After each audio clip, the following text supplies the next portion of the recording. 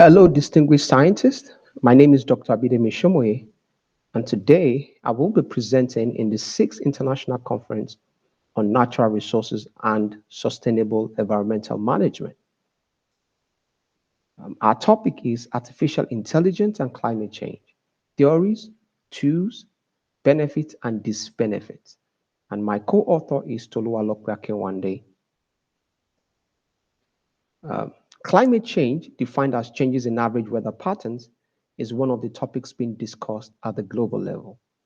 The discussions involve climate experts, economists, healthcare professionals, national governments, business leaders, non governmental organizations, international organizations, amongst others. The causes of climate change include natural and human causes. Let's take a look at some of the natural causes.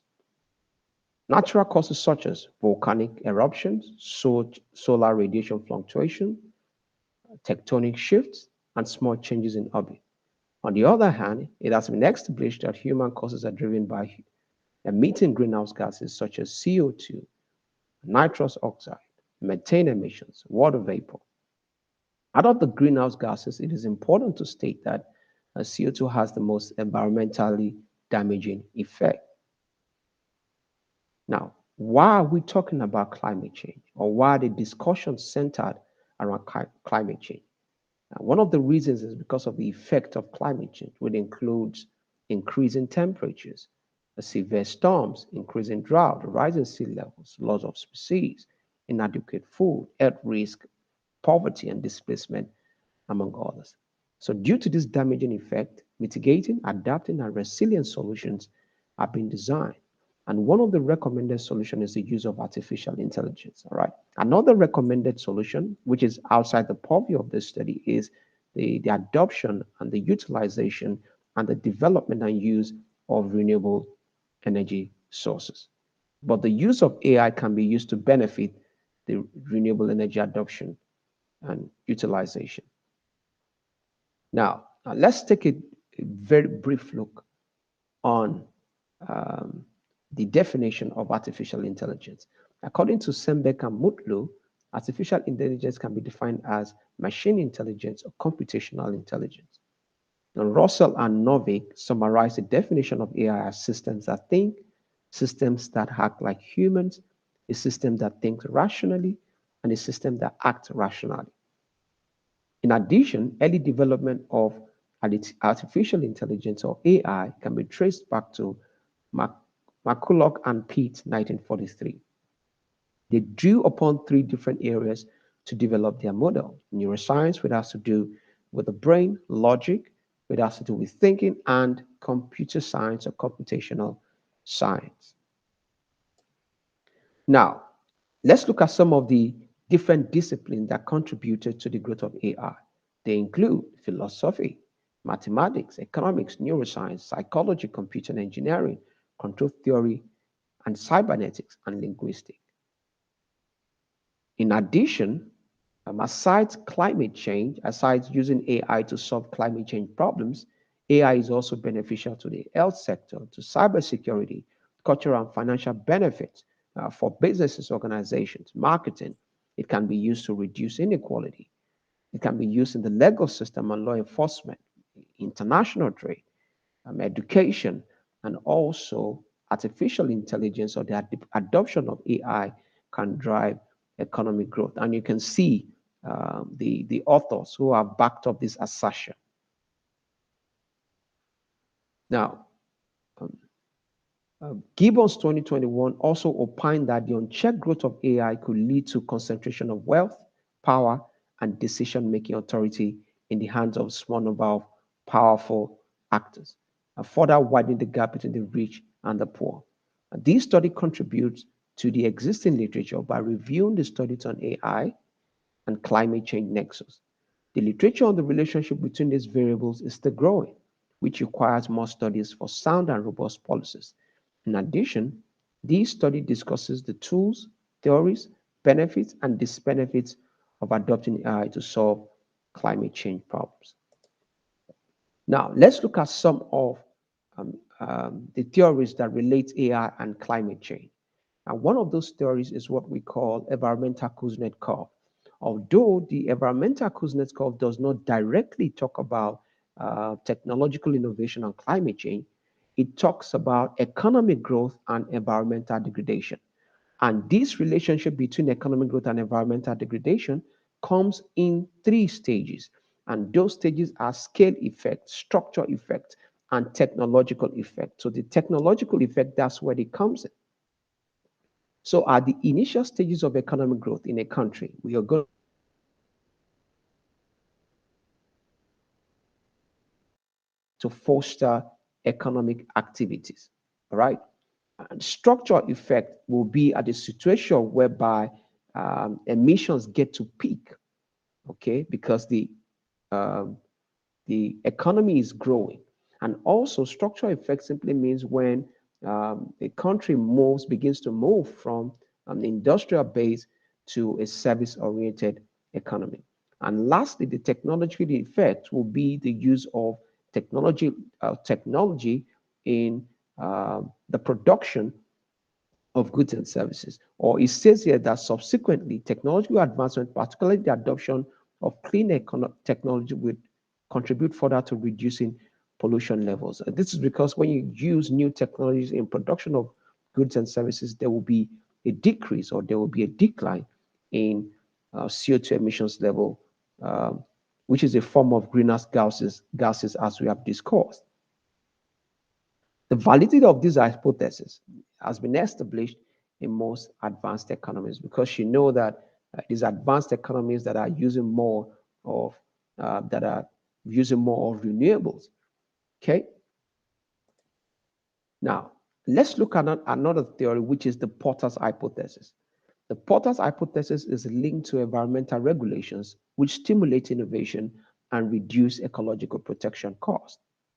The association between these two variables can be categorized into two main viewpoints: the compliance cost and the innovation offset effect. Okay, so the compliance cost is trying to say that the cost at which the firms or businesses have to bear by adhering to environmental regulations. Okay, that is the compliance cost. On the other hand, the innovation offset effects talked about that the innovation offset effect suggests that environmental regulations can trigger a positive feedback loop where investment in environmental protection lead to technological breakthroughs that enhance economic efficiency. Furthermore, Jeffrey and Palmer differentiated between weak and strong Porter hypothesis. Weak Porter hypothesis is innovation driven, while strong Porter hypothesis is a combination of innovation and the promotion of efficiency gains. Now, let us look at some of the AI tools used in climate change research. We have machine learning. Machine learning is a subfield of artificial intelligence, which is broadly defined as the capability of a machine to imitate intelligent human behavior. Artificial intelligence systems are used to perform complex tasks in a way that is similar to how humans solve problems. Machine learning can be subdivided into supervised learning, unsupervised learning, and reinforcement. So let's take a brief look at supervised machine learning. Okay, supervised machine learning models learn and enhance their accuracy through the utilization of labeled data sets. Unsupervised machine learning delves into the depths of unlabeled data, uncovering hidden patterns and relationships that would otherwise go unnoticed. And reinforcement machine learning trains machines to take optimal actions through a trial and error process, which where rewards guide their learning. That's according to Brown 2021. So let's also take a look at deep learning. Although deep learning is a subset of machine learning. Deep learning is a subset of machine learning and it utilizes artificial neural networks with multiple layers to learn from data. Unlike traditional machine learning algorithms, we typically employ shallow neural networks with a single or few layers. Deep learning algorithms incorporate deep architectures with multiple layers of interconnected artificial neurons. Okay? In addition, Deep learning entails employing analytics and machine learning to identify the best suitable approaches for achieving a higher degree of accuracy. Right? Deep learning, according to Boredom et al. 2011, contains four phases, including content, interpretation, development, and integration. Now, let's take a look at AI benefits and disbenefits. All right. It has been established that AI can be used to predict weather conditions effectively, especially through the artificial neural networks, like when we're talking about deep learning. Okay, so that's one thing. AI can be used to predict weather variables or weather conditions effectively. Another thing is the AI can facilitate and foster environmental governance. Okay, can facilitate and foster environmental governance. According to Nishant et al. 2020, one of the disbenefits is that AI, the use of AI, one of the problems is that over reliance on historical data for machine learning models, the unpredictable nature of how people might react to AI powered initiatives, and a rise in cybersecurity risk. So these are some of the disbenefits, or these are some of the bottlenecks or challenges encountered. Okay, according to Lucioni et al. 2021, uh, AI can be used in climate change impact visualization, such as floods, storms, and wildfires. So it means that if we know that there are going to be floods or storms or wildfires, then we could quickly have mitigating solutions, okay, mitigated oriented solutions to be able to prevent these climate crises.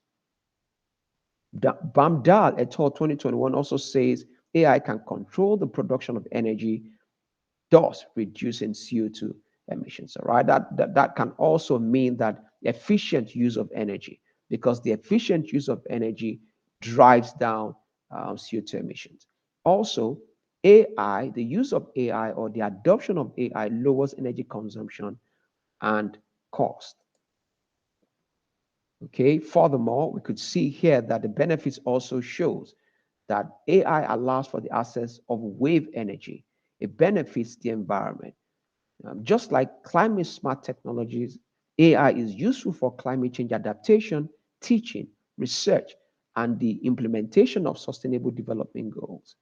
However, according to CAC et al. 2020 and CAC et al. 2022, excuse me, AI can also spore greenhouse gases due to the energy intensive process of machine learning. Okay. Lito Philho et al. 2022 also agreed that AI can spore emissions, especially through intensive activities. Ronick et al. Established that AI can help in enhancing smart grids, to improving disaster management, and fostering and adaptive society. So, what that is saying is that we've established that AI can be used as a mitigative tool. We are also establishing that AI can be used as an adaptive tool to climate change crisis. Cows et al. 2023 stated that AI can help improve and expand the present understanding of climate change, and it can contribute to effectively combating climate crisis. Okay, what is the um, bottleneck here, or the challenge, or the disbenefit? The potential of increasing the social and ethical challenges already associated with AI. So that part is trying to talk about ethical considerations, or the issues of ethics regarding the use of artificial intelligence in climate change research and across other fields also, and sporing greenhouse gases by training data and computation intensive AI systems. All right. Now, uh, Carant et al. 2023 also established that AI can help to forecast the potential food safety hazards arising from climate change. And Nordgren 2023 stated that climate change mitigating and adapting roles. Thus, AI can be used for climate change mitigating and adapting roles. A disbenefit here you could see here, or challenges or bottlenecks, are ethical concerns.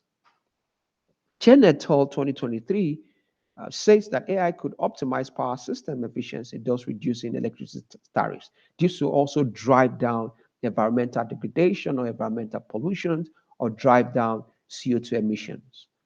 Okay, and lastly, here we could see that Cortez 2023 also established, also affirmed, also asserted that AI can mitigate climate change. But the disbenefit here, or the bottleneck here, is negative impact on climate policy goals, especially through political processes. So, what is the conclusion?